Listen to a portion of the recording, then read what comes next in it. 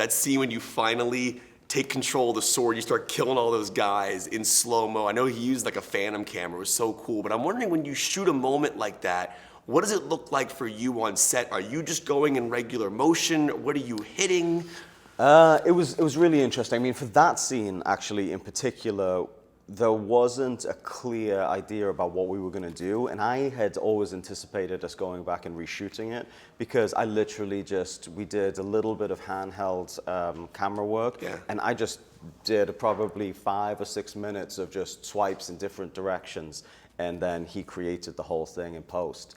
But there was a lot of challenges with the sword fighting, because Guy wanted to there was an idea that we would play with speed, that Excalibur would slow down time slightly for the wielder, which of course would be an enormous advantage in a fighting scenario. So in order for me to be moving at a different speed rate, a different time rate than the people I was fighting, we had to shoot everybody separately. So I wasn't able to I'd learn all of the choreography, and we would go through it with the other actors, and then I would have to shoot my stuff alone, which just created a physical challenge, because to put that much force into a blow and then stop the inertia yourself, so like, as though I was connecting with something else, requires an enormous amount of energy. So to shoot that for 14 hours for 5 or 6 days consecutively was a real physical feat. Dude, I was geeking out, man. That was awesome. One of the lines I love in the film is, I think Law says it to you, says, "What gave you such drive?" And I know it's kind of cliche to ask an actor, like, what got you into this business, but was there one specific thing that drove you? Was there because obviously your character is driven by something specifically in this film, which I won't give away, but was there one thing that drove you? I mean, I always was, I grew up in a very economically depressed place, and I was really struck at a young age by the fact that everybody just was sort of in survival mode, and people weren't really bringing forth the intention for their life, And then I got moved when I was in my very early teens, from a place where I was quite popular and had a robust social life, to a place where I was not popular at all and had no social life, and it was a very rural area. So I spent an enormous amount of time alone when I was a child, through my teenage years, which was sort of brutal at the time, but it was a wonderful period of incubation where I knew I wasn't happy there. So I started conceiving what I wanted my life to be, and I sort of retreated into film, which was my sanctuary. So that isolation and my love of film intersected, and all of a sudden, like this dream of becoming an actor, So I've recorded an audition for King Arthur 2, by the way. I just want to let you know this. And I just want to give you a heads up, because I'm going to show it to Ritchie, and I might be taking your role over in the sequel. I just want to give you a heads up. So if you just want to hit the play button there, let me know what you think. It's okay, you can be a little scared, it's all right. What are you thinking?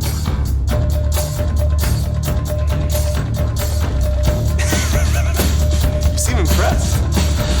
I'm something. I'm sort of speechless. I know. I mean, like, tell me. I mean, obviously, you saw my character development there, the arc I went through. I mean, you could see me being raised in the streets, and I mean, you got it. You definitely got something there. But I mean, that scene that when you pull it out of the rock, I mean, it's an epic shot. Like, do you shoot that multiple times? Is there something that's keeping it maybe hard to pull out? Is it? No, unfortunately, you always would hope that would be the case. But and the wonderful crew try to engineer that type of thing. But I'm standing there alone, and Guy, you have to be very fluid, because you never know which way Guy's going to shoot. And so there wasn't really they couldn't figure out an appropriate apparatus. So, that's why I got paid the big bucks. Yeah, well, you did a great job. You got to act that. I'm taking over the sequel, just so you know. I'm going to show it to Ritchie, and good. Can I at least split the check? Yeah. Okay, it's fine. Yeah. That's perfect. And I can just take some of your son's money, like, just for no reason. I don't know, just because it's awesome. Okay. Yeah. Sure. Perfect. All right. Excellent. All right, thanks. Deal. Thank you, my man. So I was in the theater last night, and I was freaking out when he finally takes that sword and does the slow-mo scenes taking down the bad guys. I'm just curious, as a filmmaker, how that is filmed, what he looks like when he's shooting it. Are you going around him in like a 360? How do you shoot those moments? Yeah. I mean, that scene particularly was, I walked into that with my eyes blind, because I wasn't really sure exactly what I was going to do once he pulled the sword. We had all sorts of different ideas about what was going to happen, but the truth was, everything that we'd come up with before, it wasn't really working. So I cobbled it together bit by bit, which I do quite a lot of my filmmaking, is that you have an idea of what's going to work. You're just not sure exactly what's going to work. So you throw enough energy, give it enough information, and something, stick it in the oven, and something always comes out. So it was really a sort of an amalgam of ideas, and then, like I say, you sort of sieve them, and then really these things, they make themselves. My job is to sort of be a bit of a chef and try and get the components in the ingredients. There's a lot of metaphors going on there. Sorry. I was geeking out though because when he finally takes control of it and then starts taking down the bad guys and jumping to them, and that is some really cool cinematography. And I'm wondering, do you have him doing that in is it a Phantom camera? Are you doing how are you making it look so good? I can see quite a lot about these things. So it was a Phantom, actually, and I swore I'd never use Phantoms anymore because I spent so much time with them in the past. 1,000 frames a second, right?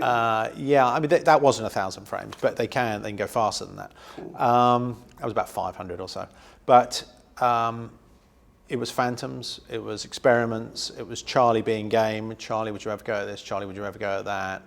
And as I say, it was just enough. You throw enough information at something, and something comes back. That's amazing. Now, one thing I love about you as a filmmaker, especially here in this movie, is I love Pemberton's scores I was mentioning to you, but you beautifully balance out having a soundtrack in there as well. You have some really great songs that come in and out, then you have his score. As a filmmaker, how do you weave in when you're going to use score and soundtrack? And Pemberton's score really ends up becoming a leading character in the film. Yeah. The score there was three components in this film. Essentially, there was the visual effects, there was the movie itself, the live action, and then there was the score. The score to me was a principal element, for something that you and I were just talking about, because that set the tonality. Yeah. If you could crack the score right, it stopped it from being a story that was 1,200 years old, and it took it into a contemporary age. And that was the principal goal, and I know you picked up on that. That's what the principal agenda was, getting the score right. That's why it was so important. And Daniel and I spent 3 years on that score, which is a long time to spend on a score. It's so good. It's so good. Now, one thing I love about the filmmaking process, I've been watching you since Lock, Stock, Snatch, and everything you've done has been brilliant. But one thing I love about your filmmaking is your storytelling and how the characters are kind of telling the story, and then we go back and forth and future and present. I'm wondering, when you write something like that into a script, we have a scene where they're explaining what happened prior, do you do that in the script? Is it flashback like that? I don't write it in the script, and the reason I don't write it in the script is because at the beginning of every heading you have to go int or external. Is it interior or is it exterior? Is it interior or exterior? And if you keep doing fast cuts, what happens is your page count goes up by about 10 pages. So I don't bother putting it in, and it's something that I sort of feather in later on, because I know as soon as anyone looks at it, the student will look at it, they'll go, that's another 10 pages, and for what? So I avoid the technical issues of that, and it's one of those things that you spring on people closer to the day. Also, this film was 3.5 hours long to begin with, and in order to truncate it to where I wanted it to be, which is just under 2 hours, I had no choice other than to use that methodology. But the sequences where you have those cameras on the shoulder of them, it's almost like a selfie cam as they're riding, they're doing that escape scene. Yeah. As a filmmaker, the choice to use that type of shot, but also how do you mount that on the actor? Yeah, the actors will talk at some length about this. They will tell you that was the hardest days filming they ever did. Because I thought the camera by now would have been much lighter and a much more efficient system. Yeah. But the body rig, once it was on, it was like a medieval torturing bit of apparatus. And we just let them run around in circles for about 3 hours with 40 pounds of metal torture kit. But that's the price of trying to do something new. Yeah, it looked awesome. Well, thank you so much for the interview. Thank you. It was awesome. Thank you.